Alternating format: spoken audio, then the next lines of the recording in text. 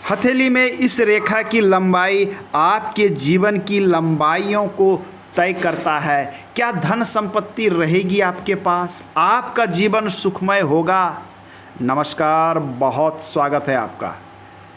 आज के अंक में हम जानेंगे अपनी हथेली के संबंध में क्या कहती है आपकी हथेली।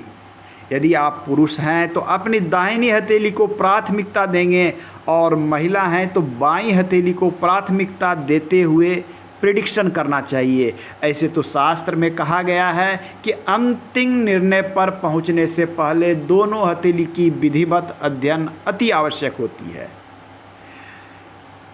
जीवन में देख लीजिए, हथेली में हमारे यह जो होती है इसे कहते हैं जीवन रेखा।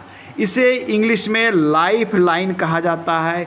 कुछ लोग इसे पितृ रेखा भी कहते हैं।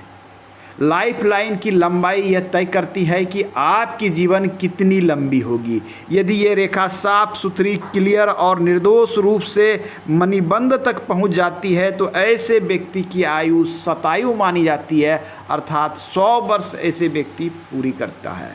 लाइफ लाइन की बनावट ये तय करती है कि कितने स्वस्थ रहेंगे आप, जिसे हम लाइफ लाइन के नाम से जानते हैं।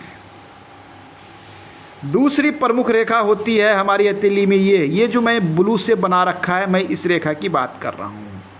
इस रेखा को शास्त्र में मस्तिष्क रेखा कहा गया है। आपकी मानसिक शक्ति कितनी मजबूत है, कितना दूर तक सोच सकते हैं आप, कितना पॉजिटिव और कितना अच्छा सोच सकते हैं आप क्या निर्णय ले सकते हैं, क्या डिसीजन ले सकते हैं, ये तय करता है आपकी यही मस्तिष्क रेखा।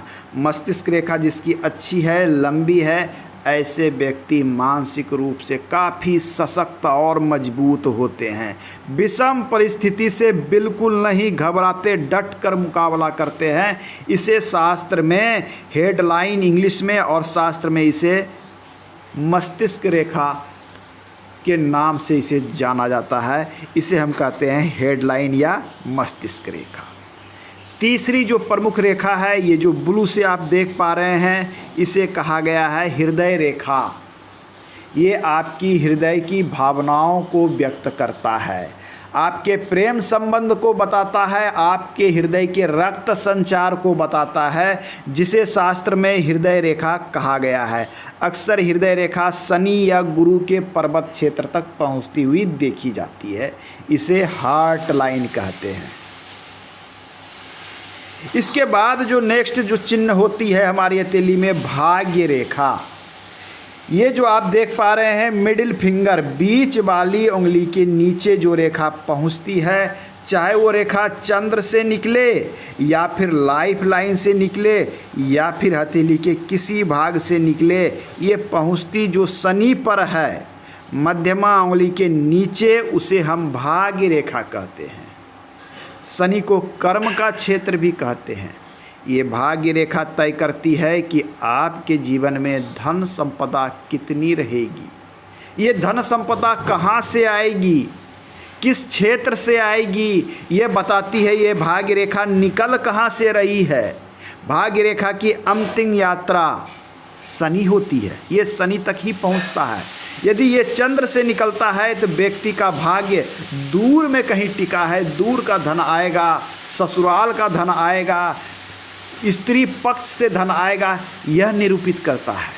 भाग्य रेखा शुक्र से निकला है, भाग्य रेखा लाइफ लाइन से निकली है या फिर भाग्य रेखा राहु से निकली है, ये जहाँ से निकलती है उस पर निर्भर करता है कि आपको धन के आगमन कहाँ से होने वाले हैं।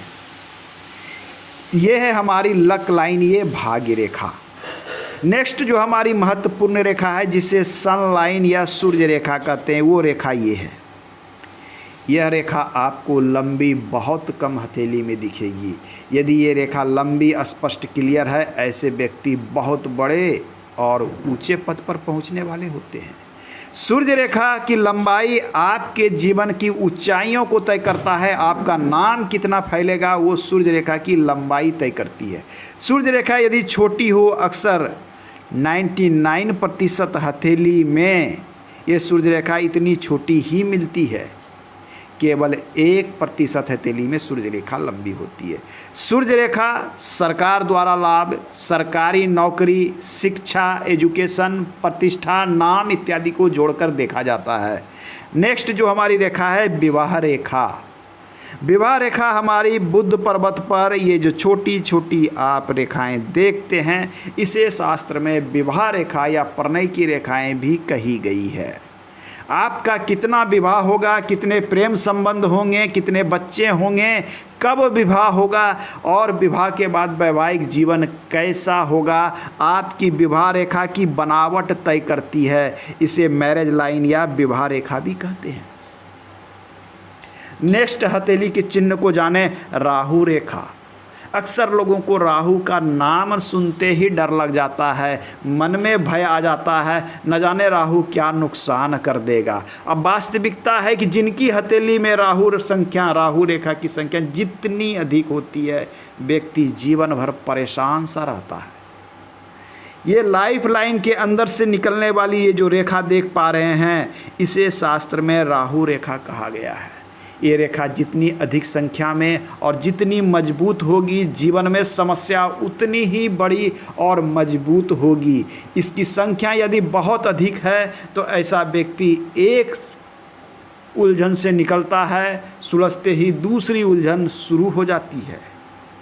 नेक्स्ट हम बात करें यात्रा रेखा। चंद्र क्षेत्र पर पाए जाने वाले इस रेखा को यात्रा रेखा कहा जाता है। ये हमारे दूर देश की यात्रा, विदेश में बसना, बाहर रह के कार्य करने को निरूपित करता है। नेक्स्ट हमारी मणिबंध की रेखा, बहुत ही महत्वपूर्ण। मणिबंध की रेखा यदि संपूर्ण हो, यवमाला युक्त हो, मणिबंध की संख्या 4 हो, तो ये अपने आप में एक राजयोग होता है। नेक्स्ट बोले तो हमारे हथेली में एक रेखा होती है मंगल की रेखा।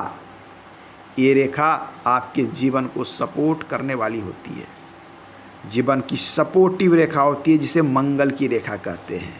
इसके बाद एक और सबसे महत्वपूर्ण रेखा होती है बिजनेस या व्यवसाय की रेखा, जो कुछ इस प्रकार से बुद्ध पर्वत पर जाती है।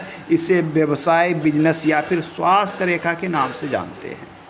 तो आज के अंक में हमने रेखाओं को पहचानना सीखा। नेक्स्ट अंक में हम रेखाओं को विस्तृत रूप से जानेंगे कि बनावट और कहाँ से निकलती है, उसके क्या फल जीवन में प्राप्त होते हैं।